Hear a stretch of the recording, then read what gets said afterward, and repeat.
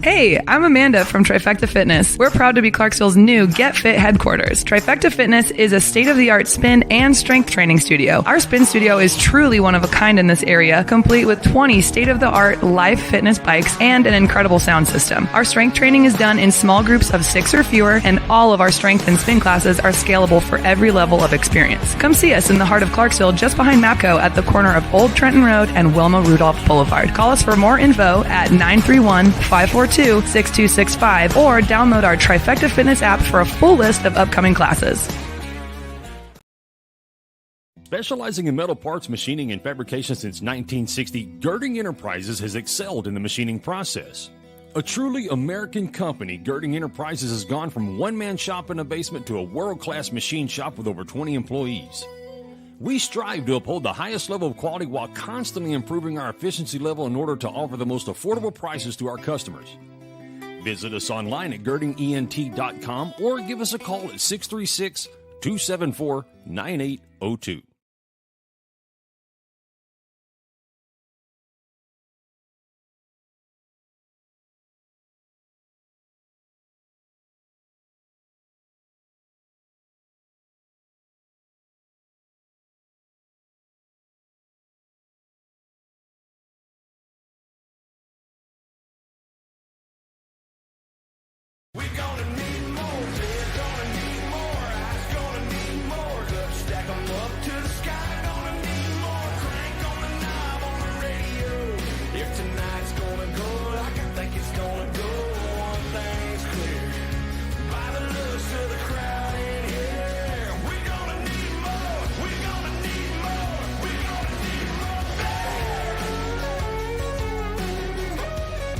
Gangway.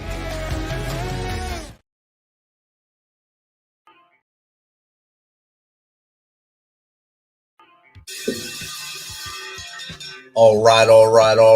Welcome back. MisFitNation. We are a show founded by a veteran and hosted by 2 veterans and a military spouse. Our mission is to get people to tell their story to the world. If you're an author, share your tips with the MisFitNation. If you're a musician or actor, our audience needs to know how they too can get into the business. Coaches, we love our coaches. Come on and share some of your tips with the MisFitNation to help them become better versions of themselves. If you're a corporate leader or an entrepreneur, come on and share how you did it and how hard you have fought for success. If you're a veteran, first responder, or Gold Star family, we would love to have you come on and just share your story with the MisFitNation. We always have time for you. If you're feeling down, alone, or starting to see the darkness, stop. Think about those who are around you. You are not alone. You will be missed. If you feel like your problems will be a burden to those in your inner circle or are embarrassed, dial 988. If you are a veteran, take option 1. We need you to keep pushing forward. Don't make a permanent solution to a temporary problem. If you're a new listener, welcome to the MisFitNation. Be sure to subscribe to our show on your favorite podcast apps and also on our YouTube channel at @_MisFitNation. Subscribe and click the bell to keep you up to date with our latest episodes and all of our news. You can also find us on Heroes Media Group and About Face Radio. Now, let's get to the show. When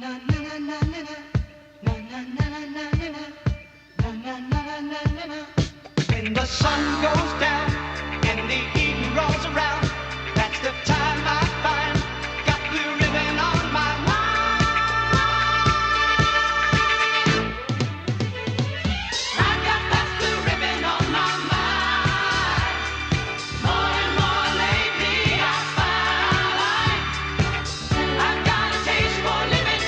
I'm thinking cold blue ribbon. I've got that blue ribbon on my mind.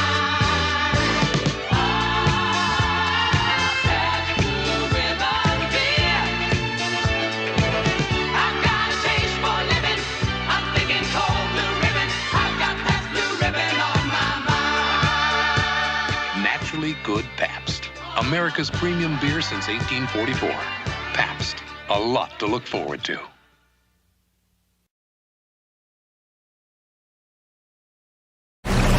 How many car ads have you seen with grandiose speeches over the years? Big declarations, making claims to some overarching human truth.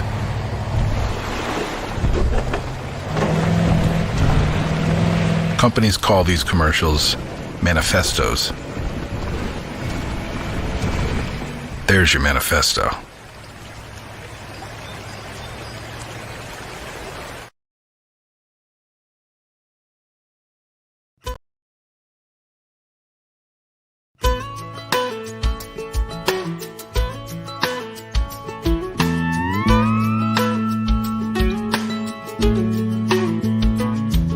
Let me tell you the truth about Texas. Granddad used to say, I'd sit on his knee with his arm around me. He'd point out across the stage. There's history out there nobody can change. Boy, it belongs to you. Let me tell you the truth about Texas, son. She bleeds red, white, and blue. If you want to know the truth about Texas, it's everything you love. It's red in the dirt, white in the clouds, and the blue in the sky above. It's rivers that flow in the Alamo, pickups and Patron. If you want to know the truth about Texas, son, it's in your bones.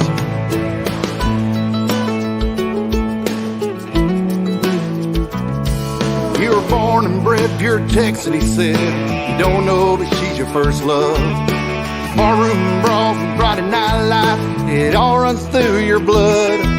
When the neighbors help rebuild your house after a springtime flood. If you want to know the truth about Texas, son, it's here, they never give up. If you want to know the truth about Texas, it's everything you love. It's red in the dirt, white in the clouds, and the blue in the sky above. It's rivers that flow in the Alamo, pickups and Patron. If you want to know the truth about Texas, son, it's in your bones.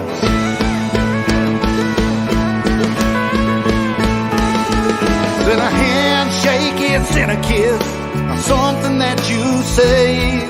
The desert sands far from home, within the adobe clay. About working to live and living to work, flagging the farm in God's green earth. Want to know the truth about Texas, it's everything you love. It's red in the dirt, white in the clouds, and the blue in the sky above. It's rivers that flow in the Alamo, pickups and Patron. If you want to know the truth about Texas, son, feel it in your bones. Want to know the truth about Texas? Texas, son, it's what we call home.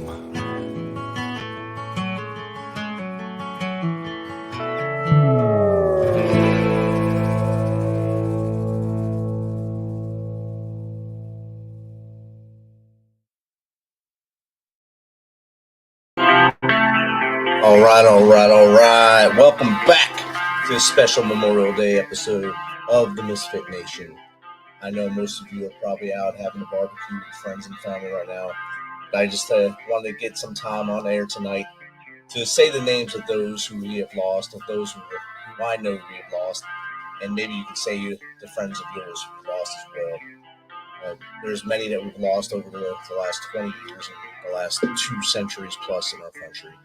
So there's plenty to be thankful for what they did for us, stepping up, raising their right hands, or those who were drafted, taking on that burden and moving forward and doing what they had to do to serve their country in a time of need. So tonight we're just going to do a real special one here and kind of just go through the names and let you know them.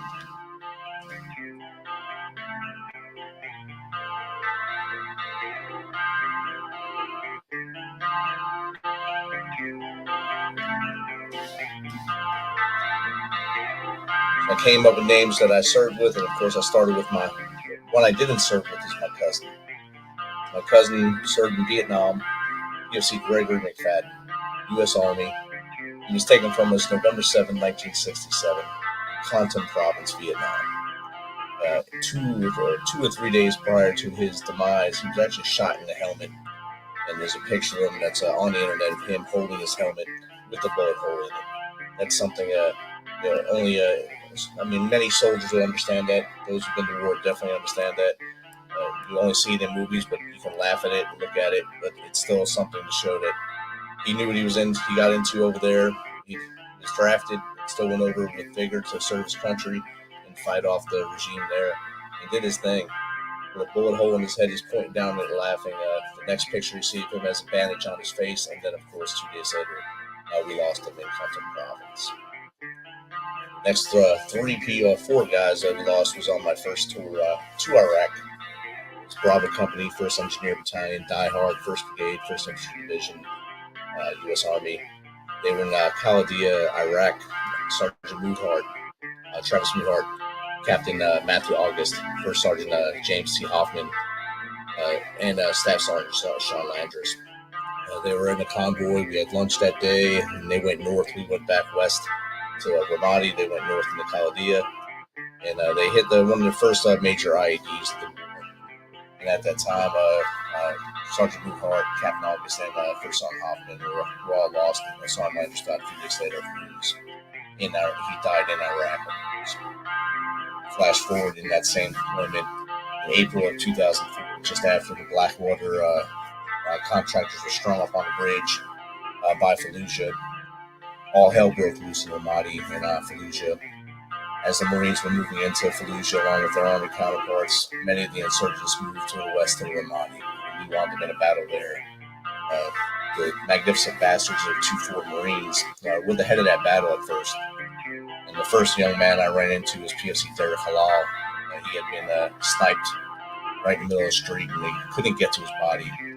And I was one of the first ones to get to him and pull his body out and bring it back to the Humvee.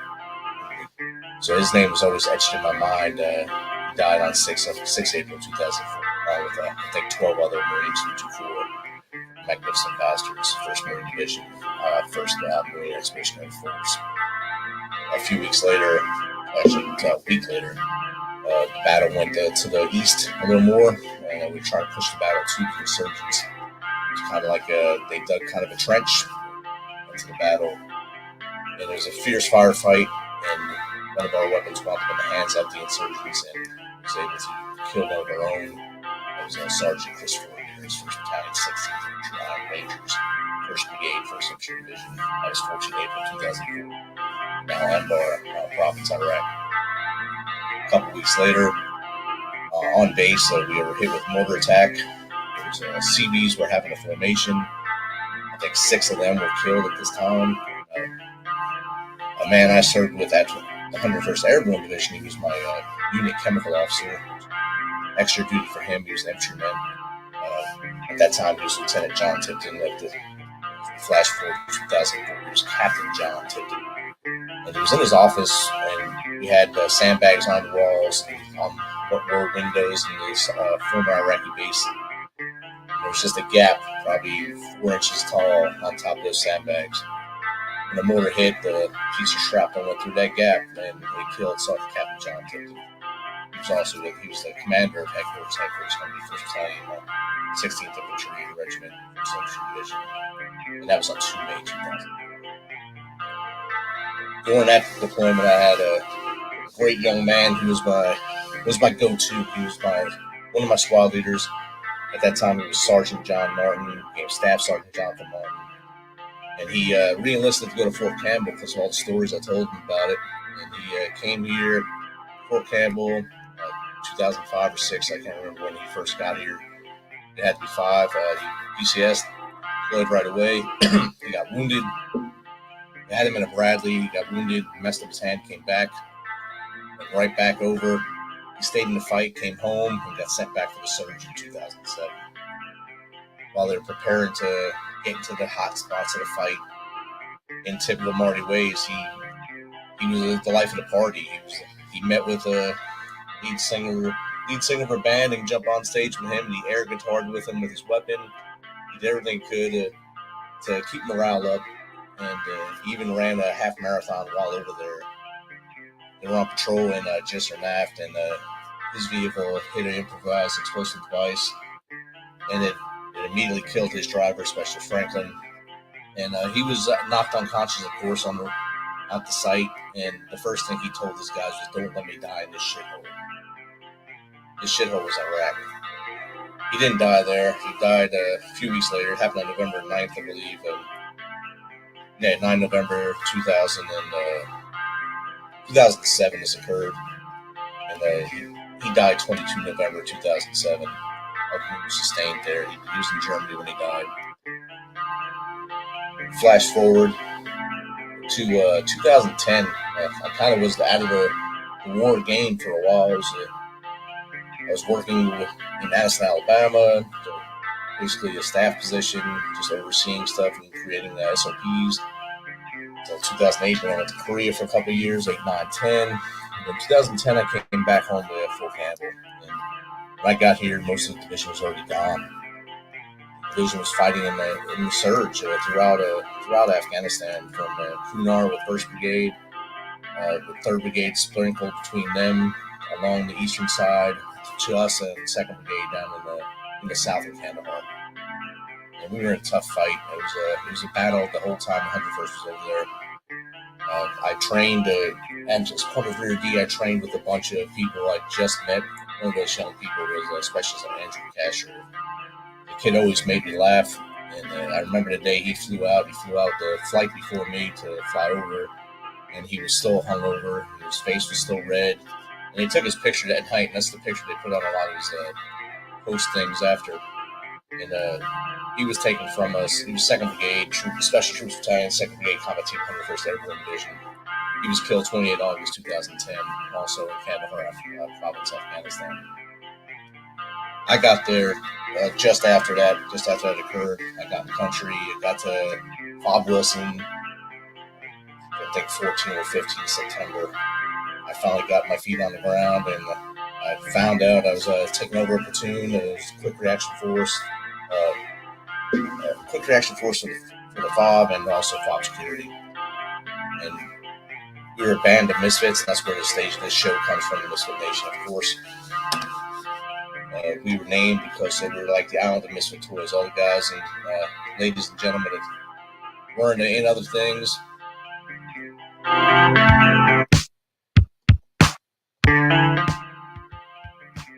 Weren't making it in other units, or were new in other units, and they were kind of seen as the outsiders. So they're sent to this other platoon. So we're the island of misfit toys. A great platoon, probably the best platoon I had the honor of leading. And I kept leading that platoon further after this, of course. But on December 31st, 2010, we lost the spark plug of our platoon. The guy who made you laugh even when you shouldn't be laughing in war. There's one time we were looking for a doggone weapon that was lost, and we're looking in porta potties and porta potty sucker trucks. And this young man puts his head in there and comes out and blue juice on him, just laughing, not in here. And then we go sit with the elders of the area to ask them if they knew anything about it, and maybe get to know them. They offered us chai tea, and they danced, and they're doing their traditional dancing and stuff. And they asked us to sing a song and maybe dance, and he, of course, stood up. And the first thing this dude does is sing the Barney song.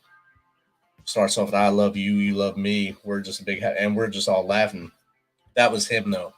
But on December 31st, 2010, he was also killed by an improvised explosive device in Kandahar, Afghanistan.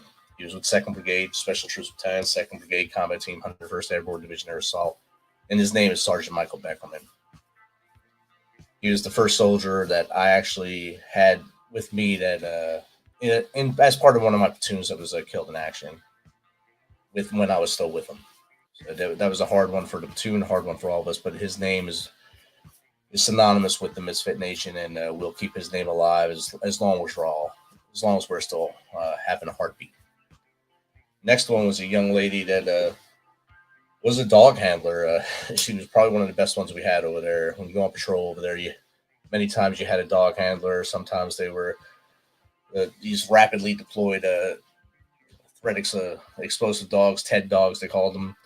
Or in her case, she was an MP who was actually trained K9.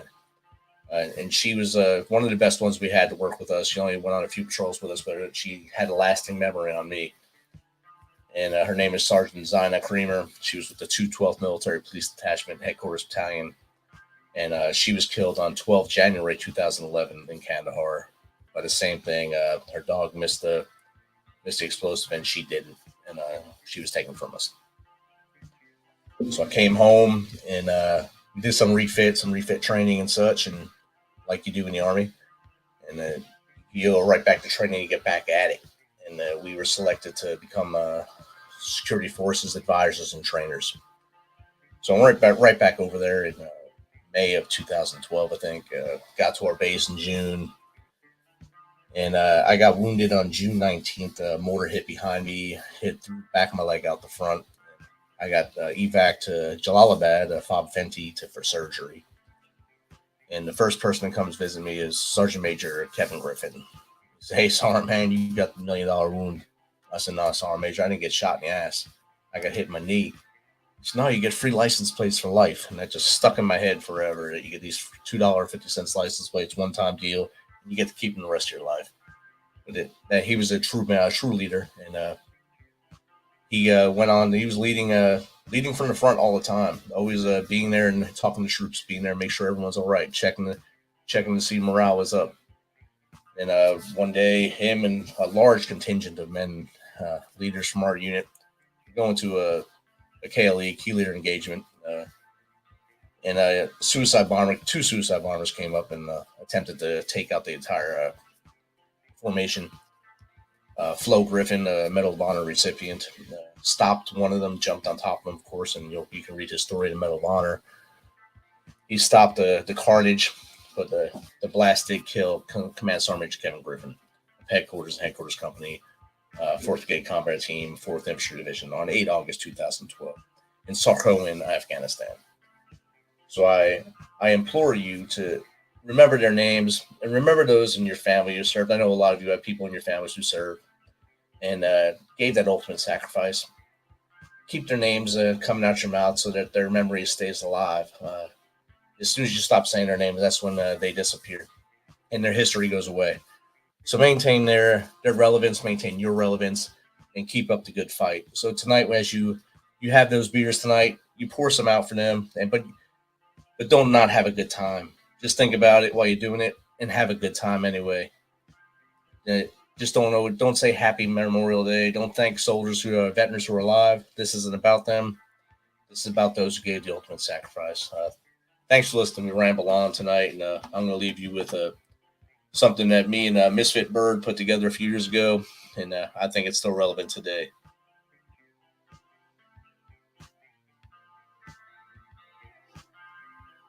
He raised his right hand, promised to defend his homeland. Enemies foreign and unknown. When will he be home?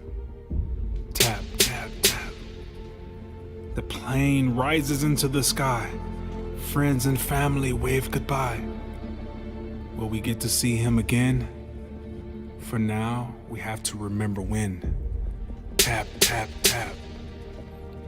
Weeks go by, and he's maturing fast. Gunshots and roadside blasts. Head is on a swivel, trying not to be next. Doing everything he can, risking his neck. Tap, tap, tap. One friend, two friend, and another one lost. He definitely knows the cost. A raid is coming, getting ready. Weapon is clean and he is steady. Tap, tap, tap.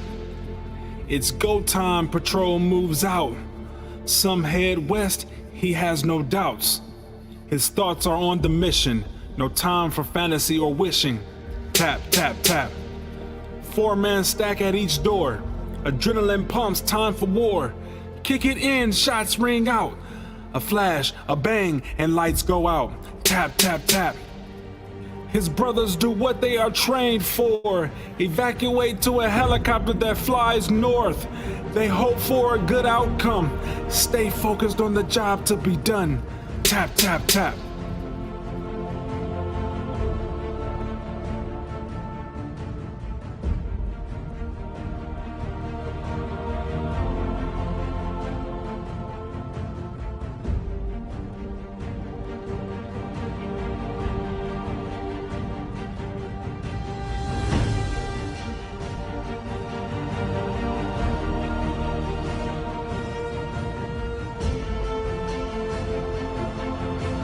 On behalf of a grateful nation, we regret to inform you that your son, your daughter, is not coming home.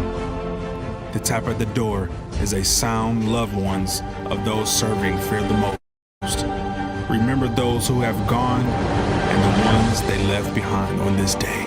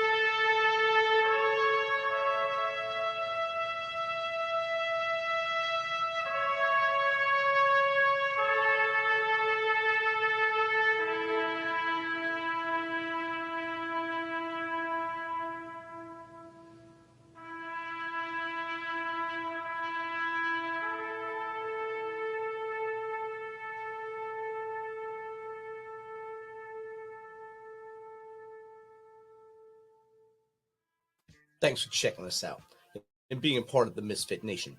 Don't forget to visit our website at themisfitnation.com. It's themisfitnation.com to catch up on all of our episodes and also to get some of that great Misfit Nation gear. As always, be humble, stay hungry, and keep hustling because we are